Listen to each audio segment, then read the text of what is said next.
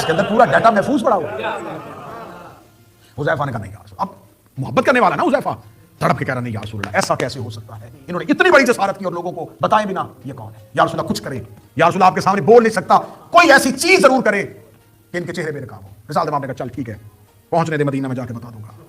صحابہ نے کہا یا رسول اللہ کون تھے کون تھے کون تھے. فرمایا نشانیاں سن لو, یہ 12 لوگ تھے, ان میں سے 4 دبیلہ کے مرض کے ساتھ مریں گے. دبیلہ ایک پھوڑا ہوتا ہے جو ایسا نکلتا ہے کہ انسان اس کی تکلیف کو برداشت نہیں کر سکتا. اب ساری باتیں آپ نے مجھ سے ممبر سے نہیں کروانی ہے, اب جا کے خود بھی دیکھیے گا کہ کون کون اس مرض سے مرا تھا. رسالت امام نے کہا دوسری نشانی سن لے حذیفہ اور بتا دے جہاں جہاں تک پیغام پہنچتا ہے. اگر یہ میری زندگی میں مرے تو میں جنازہ نہیں پڑھاؤں گا, اگر یہ میرے بعد مرے تو میرا وصی جنازہ نہیں پڑھائے گا.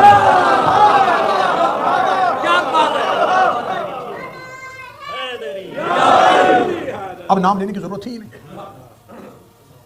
یہ حذیفہ یمان جس کے لیے اہل سنت کی تمام تاریخیں شاہد ہیں کہ اسے رسول نے نام بتائے تھے.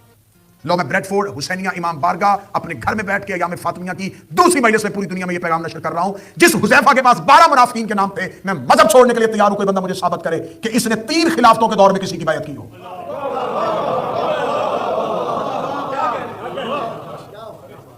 اس نے 3 خلافتوں کے دور میں کسی خلیفہ کی بیعت کی. یہ گھر میں روپو گوشہ نشین ہو گیا تھا, پہلی بار بیعت کے لیے گھر سے نکلا جب علی منبر پر بیٹھا. اور یہ حذیفہ ہی کا جملہ تھا جو آج بھی تاریخ میں محفوظ ہے. حذیفہ نے مسجد میں آتے ہی کہا شکر ہے کہ مجھے زندگی میں حق اپنی جگہ پہ نصیب ہوا, میں نے اپنی زندگی میں حق کو اس کی جگہ پہ دیکھ لیا. اب یہ دوسری سازش جو یہودیوں کے ساتھ مل کے ہو رہی تھی, اب 7 ہجری 8 ہجری اور 9 ہجری. ایک چھوٹا سا میں واقعہ یہاں پہ کوٹ کروں, میں زیادہ پڑھ گیا اور کل اسی تفصیل کو لے کے آگے بڑھوں گا کہ رسالت امام نے اسی سورہ مبارکہ برات کی تبلیغ کے لیے جب مکے بھیجا تھا تو پہلے ایک صحابی کو بھیجا تھا, آپ جاؤ. حضرت ابوبکر کو رسول نے کہا کہ تم جاؤ اور جا کے سورہ برات کی تبلیغ.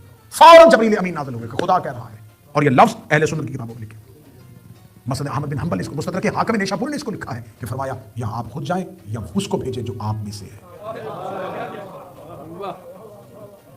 اب اسی شخص کی جس کو رسول نے بھیجا اور اللہ نے واپس بلوایا, نبی کے بعد اس کی خلافت کے لیے سب سے بڑی دلیل یہ دی جاتی ہے, جو واقعہ جھوٹا ہے, من گھڑت ہے, اس کے حقائق بالکل نہیں ہے, لیکن پھر بھی یہ واقعہ پیش کیا جاتا ہے کہ نبی نے اپنی زندگی کے آخری ایام میں انہیں مصلی پہ کھڑا کیا تھا کہ تم نماز پڑھاؤ امت کو. تو ان کا مصلی پہ آ کے نماز پڑھانا دور رسول میں نبی کی زندگی میں ان کے خلیفہ ہونے پر نص ہے. اس کے علاوہ کوئی نص مجھے کوئی بندہ بتائے کہ ان کے پاس کوئی نص, وہ کہتے ایک ہی نص ہے کہ نبی کی زندگی میں یہ مصلی پہ آ گئے تھے, یہ نبی کی زندگی میں مصلی پہ آئے, لہٰذا یہی شرط ہے کہ نبی کے بعد یہ خلیفہ ہوں گے.